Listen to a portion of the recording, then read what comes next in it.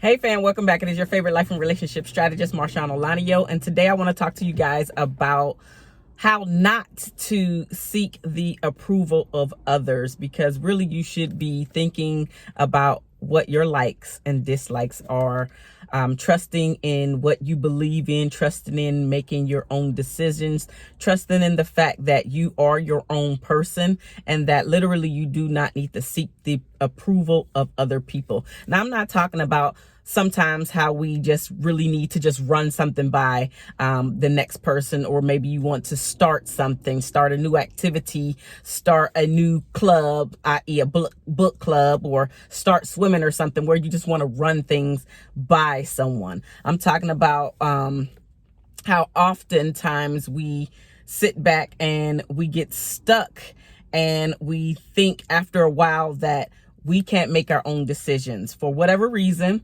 you find yourself seeking the approval of everybody around you. And for some reason, you don't think that what you believe in, you can't trust what your thoughts are. So you have to get somebody else's approval, somebody else's opinion in order for you to move forward, to take that next step, to do whatever X is. In this case, create that book club, or take those swimming lessons so you can learn how to swim, or take those singing lessons so you can go out there and be the best version of yourself. Maybe you'll become the next Whitney Houston or whatever. So whatever it is, you find yourself seeking approval from others.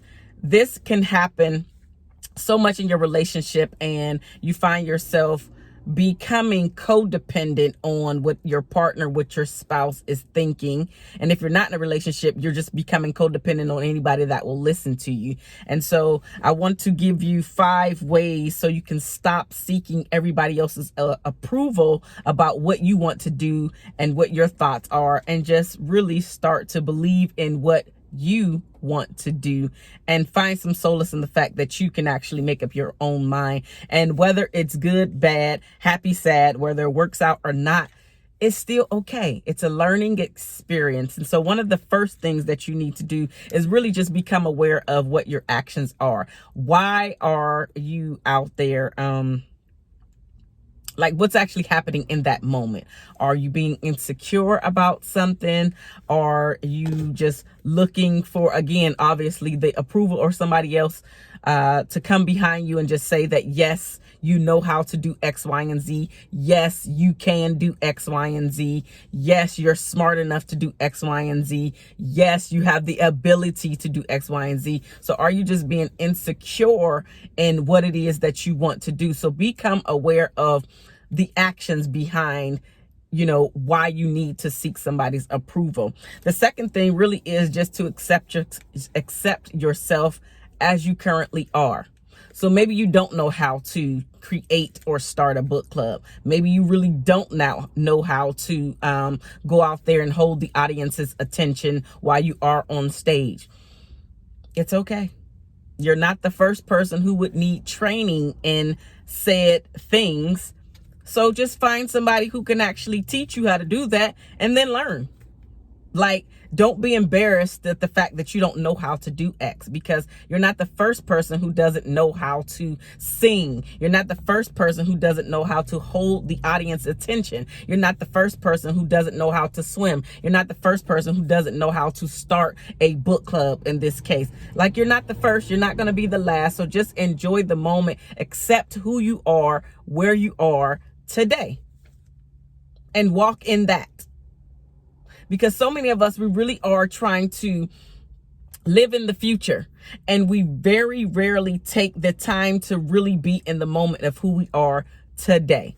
And because we're doing that, we are actually living more anxious lives out here instead of living right here in the present, where you are present in the present moment at the time. So appreciate and accept who you are today. And if you don't like who you are today, if you don't like where you're at today, it is a matter of just changing who you are. But even with change, people try to change automatically right away the next day. It doesn't happen like that. It really is slow, continuous, taking it one day at a time, taking small steps each and every day until one day you look up and you're like, actually, I'm enjoying the person that I'm becoming. Because really that's what that's what we are all doing, and we are becoming. I like the way Michelle Obama put it. She just put it in her book. That's the reason why she named the title of her book Becoming, because she has not reached the woman that she will be even tomorrow, in the next 5 years, in the next 10 years. She's always becoming. And that's why she chose that title of the book, because she has not reached her final destination. And that is the same for you. None of us have reached our final destination because we're all still breathing. And so if you're still breathing, you have not reached your destination yet. So you're still becoming as well. So embrace and accept the person that you are. Embrace and accept the person that you are becoming. And again, if you don't like where you're at, one thing different every single day. In 1 year, that's 365 things that are different about you. And you're becoming a different person. And you're becoming someone who actually trusts in their self, which also leads me to point number 3. Check in with your belief system. How accurate are the stories that you're telling yourself about yourself? How accurate are the stories that you have accepted from the people that have groomed you, that have like your parents and guardians who have raised you? How accurate are those stories that they told you about yourself when you were growing up? And how accurate are those stories today in your life? Check in with your belief systems. And if you need to change something, then change something. You don't have to accept where you're at today and still be here the next year and the next few months, even tomorrow. Check in with your belief systems and then insert something in there, so when you start to backtrack, you have something new to look at, to repeat, to say to yourself, to say, you know what, this is not who I actually want to be, nor am I going to stay this person. I don't believe that about myself. I deserve X, and I'm going to go out here and get it. And you don't even have to seek the approval of what your partner is saying, literally, because it really is all about you. Sometimes we really do have to be selfish, even in our relationships. We have to be selfish so we can get what we want out of the relationship. Am I saying overly do it? No, but sometimes you have to put up those boundaries and be like, you know what? No, actually, I need this time for me on this date at this time for this time frame. I need for me, and actually take that time frame, and don't feel guilty. Don't feel ashamed that you need that time frame because maybe you have children, or maybe you haven't seen your husband or spouse in a while, but you still want to do that day. Don't feel ashamed. Just do it that day. And then by the time you come back to your partner, by the time you come back to your children, by the time you're hanging out with your siblings, by the time you're hanging out with your family members, then they can still see you and accept you, and really you're present with them, so you can actually hear what they're saying, and they can see how happy you are, and you can actually share what's going on in your life. So check in with your belief systems. Check in with the stories that you have told yourself about yourself, or that you have just accepted because you have been hearing them your entire life, and then you didn't think that you could do anything about them. Well, I'm here to tell you today that you can do something about your old belief systems, and especially the things that you do not believe about yourself, but because you've been told them your entire life or for years now, you have really started to internalize what they mean to you and how they actually affect you. But it doesn't have to. Yes, it's going to take some time to change your belief systems. Like anything else, it is a process. It is a journey, but that's okay. That's okay. You did not become the woman that you are. You did not become the man that you are today by going through one day of hearing a story. No, it was repeated over and over and over and over and over and over again, which is why you have now internalized those bad beliefs, those bad stories about yourself. And you have the power to change these things. You don't need anybody else's approval. I'm gonna move forward. Number 4, get quiet, seek solitude, and discover why you are seeking everybody's approval instead of your own.